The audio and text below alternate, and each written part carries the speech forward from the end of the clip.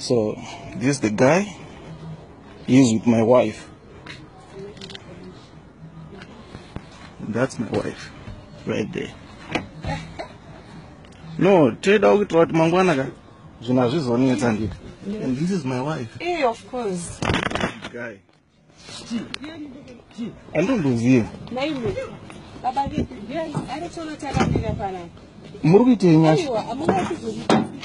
Mira baget, mira. You don't even know what is happening. Hey, ndo zvatikubvunza kuti what's happening?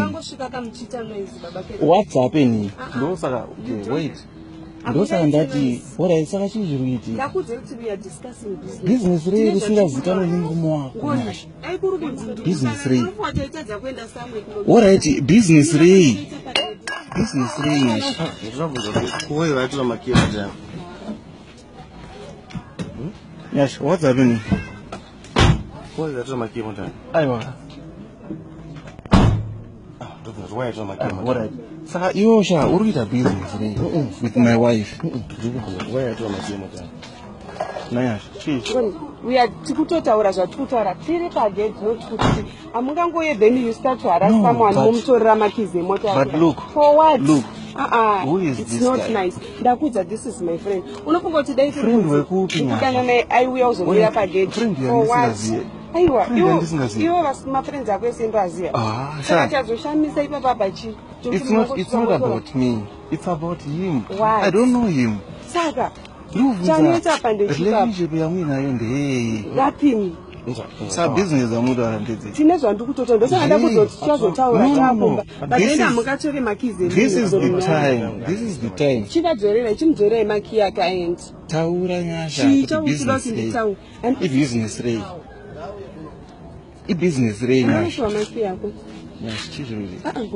Zvawetaka zvakashata. Apana zvakashata nyasha.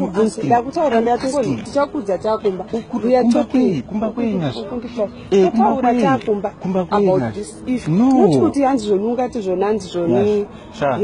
Imbwa inongorerwa paya mamire baba. Saka uri kuti ndingaite mutese wekuti ndinoenda mutamire pagate. For what? Ini ndakudza tikutaura business. This is my friend ndine zvandikutoda nditori nehelp yandikuda. Izvo zvowandibvunza ndozvandikubvunza ka. Iwo wabva wangotanga kublowa out. Haukuziva kuti zviri kufamba sei kana kuti chi. Nyasha, listen.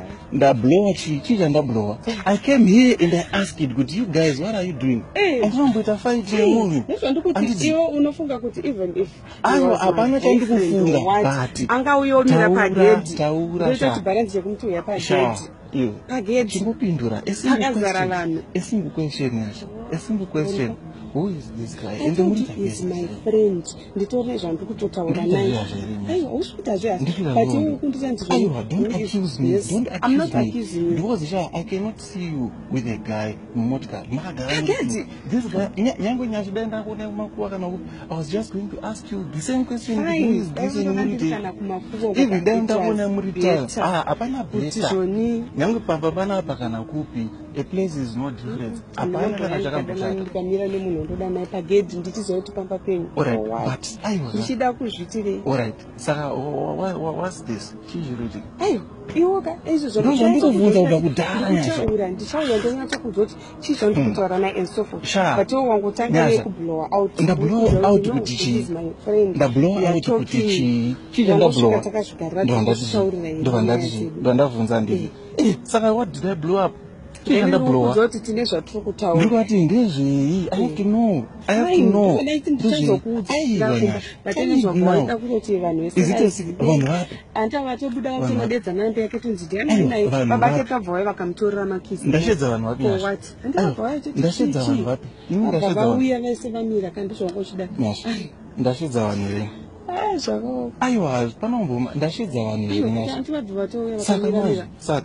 Saka iwo uri kuti imhosva yangu yekuti wavhunzwa kuti chichiriti andona ndakamira panapa andinombita zvinhu izvi techitira mangwana saka what business? No, you have to tell me. You have to tell me today. You have to tell me now. If you don't tell me now, Nyasha, I'm not those on that, but I want to know now. I'm demanding to know nyari. Andisombokwidza voice rangu andisoti vanhu vazvinzwe totaura vanhu zvakanaka andiri. I want to know. Bonga. Zvitonditira pani. Zvitonditira pani.